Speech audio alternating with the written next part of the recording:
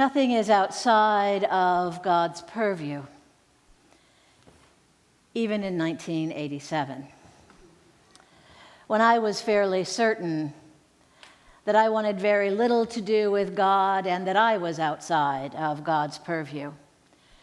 My niece Jessica had just been born, and the family was gathering for her baptism. My father had been asked to preside, and that was the fairly normal thing in our family. Dad was ordained in 1953, and I have no idea how many baptisms or weddings or funerals he had done up to that point. It was not an insubstantial number. It also was not the first grandchild to be baptized. Now, it was Laurie's first child. That might have something to do with it. I don't know. And we'll never know. But whatever the case, the night before the baptism, my father, who up to this point had been fearless in all manner of things, was gripped by this paralyzing fear and anxiety. Now, my father never blinked or hesitated when he was walking in these civil rights marches in rural Ohio, and the streets were lined with, we'll call them angry protesters, shall we? But he knew what was right, and he just proceeded. But he was shaking and numbed at the thought of baptizing his granddaughter. And his reactions that night were uncharacteristically and nervously agitated when my mom tried or attempted to calm him. Now, a night like that can seemingly drag on for longer than its chronological time. However it was, the dawn did arrive, and my dad found a calm and steady place. And the worship service was smooth and uneventful. The baptism, at least the pictures show, were great.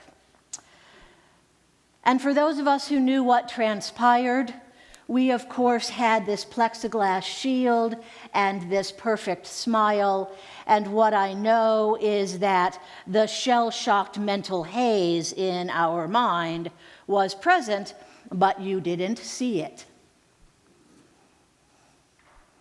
That was the first in a series of episodes for my dad. And I recall the phone call that notified me he needed to be hospitalized. It came to the dorm room phone, not my cell phone, which should have been the first indicator that Mom was a little shaky. So I was in the hallway on this landline as Mom said, "Your father's had a nervous breakdown." Now, it was 1988, and I'm certain the doctors didn't use that turn of phrase. But I had the presence of mind not to correct her language. I just listened, because she was shaken to the core of her being. And the onset of her anxiety, at the onset of this anxiety and paralyzing fear, this uncharacterizing behavior, it seemed to come out of nowhere, at least as far as she was concerned. And it was happening to the man she loved, and she couldn't do anything to stop it. As I said, it was descending over this year, and it landed him in the hospital. But what my mother knew on that night was that her husband was safe, with doctors who understood what she could not. And they could help him, whereas she could not. And so she was able to let down her guard and process at least a little. And it makes me wonder, who did David find to process with? After Saul, in that fit of whatever it was that gripped him, in the scripture we heard today, after Saul unleashed and threw that spear, not just once but twice, who did they process with? You see, nothing is out of God's purview. Nothing. And our text for today reminds us of that. You see, our text for today is one of many in the book of 1 Samuel that has been viewed with our eyes of Western interpretation to discuss these modern concepts of mental health. And with those eyes, to use an ancient biblical character and to guess at a diagnosis for King Saul. Now, in some ways, I find this helpful because we can see ourselves and our loved ones when we do this. But I want to acknowledge it has its limits. But it is helpful because allowing such insights has brilliant thinkers from Cambridge and Yale, the British Journal of Psychology, the New England Journal of Medicine, the Royal College of Psychiatry, and so many others. They're writing papers postulating about what mental abnormality, their word, not mine, may have been troubling Saul. And when the research takes into account 1 Samuel 10 and 1 Samuel 19, stories that contain epidemic hysteria and this paranoia that was in Saul's life, doctors of psychiatry write that perhaps Saul qualifies for this diagnosis of bipolar affective disorder. Still others say it is anxiety and depression, and Michael Anderson posits that the personality changes in Saul are due to combat trauma. And he has this beautiful theory that Saul suffers from PTSD. Now, we'll never know. We'll never know. That's why this has its limits. There's no first-person narrative and no first-person conversations. And these lines of thought were not present when Saul was king, not even when David was king, and let's be real, not even when Jesus was born. So what does speculating on something like this get us? Well, it's a reminder that nothing is outside of God's purview. It's a reminder that long before we had ways to name these things or understand these things, God still knew us, worked with us, loved us, claimed us, and was moving through history with us. It reminds us that long before we had these names or tried to understand various human behaviors, God knew us by name and claimed each and every one of us with love.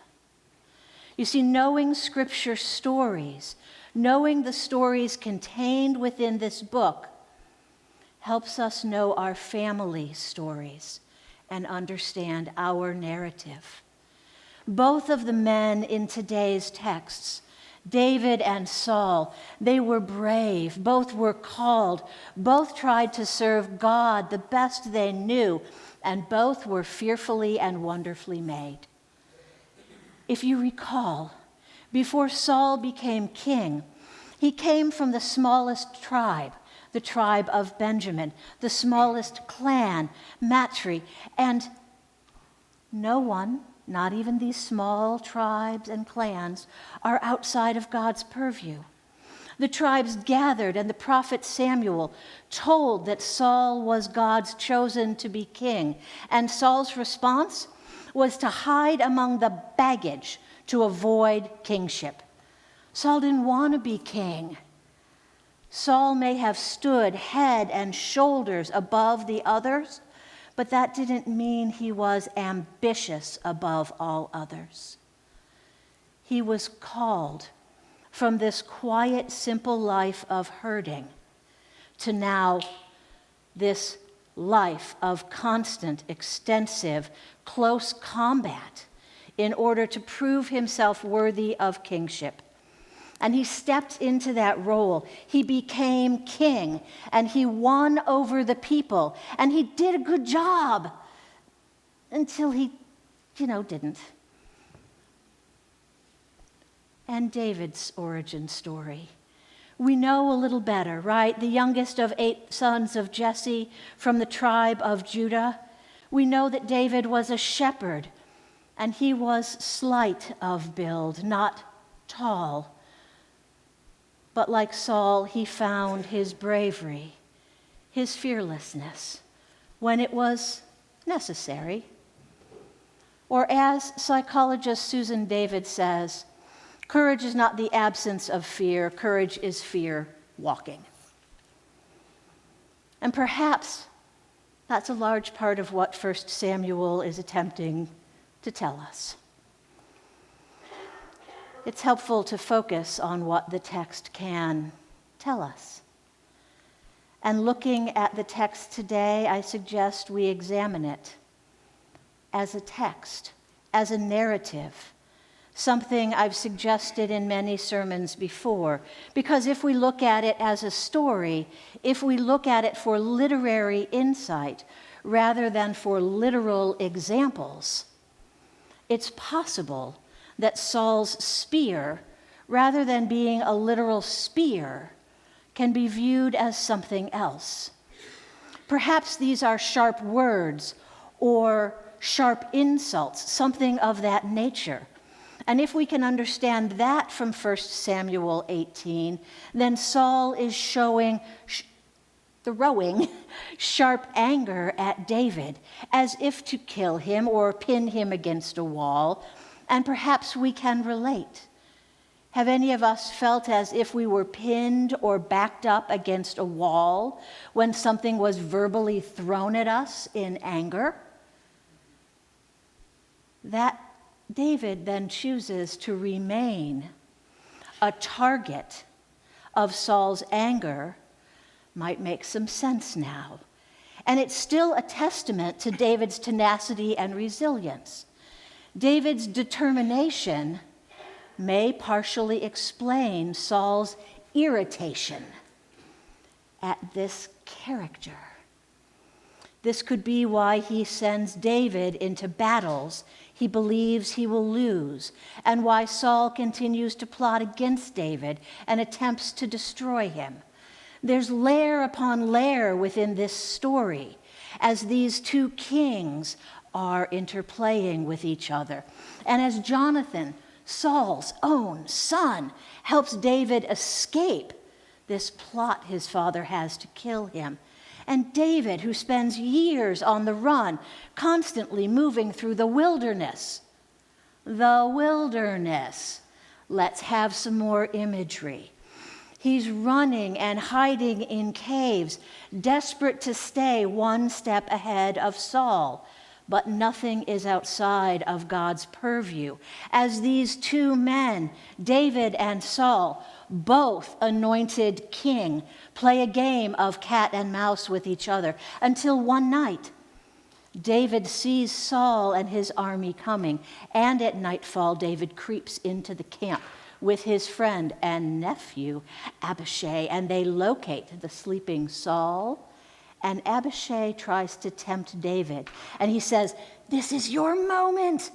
Kill Saul now. We can go back home and you'll be the only king.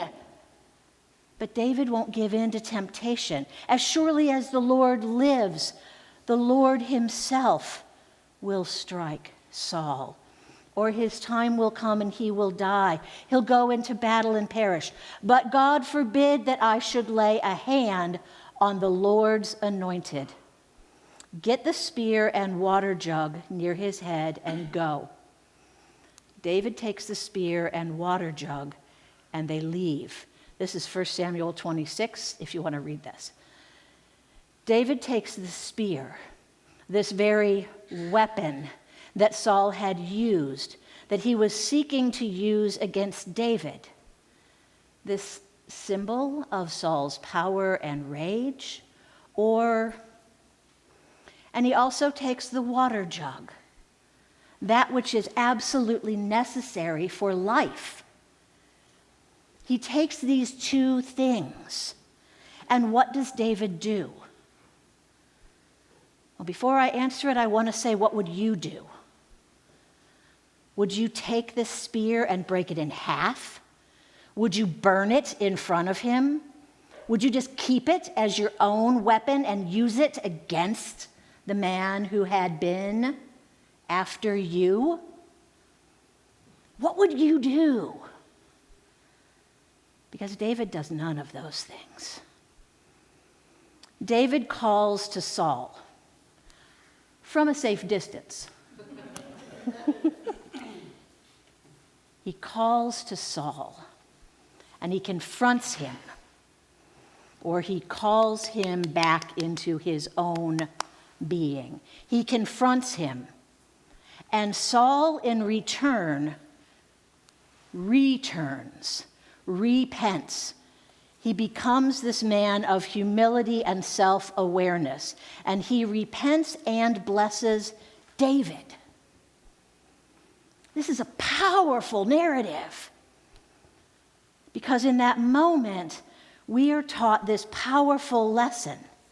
Because David does what honest biblical thinkers would do with the spear. He gives it back. He says, here is the king's spear. Let one of your men come over and get it. The Lord rewards everyone for their righteousness and faithfulness. The Lord delivered you into my hands, but I would not lay a hand on the Lord's anointed.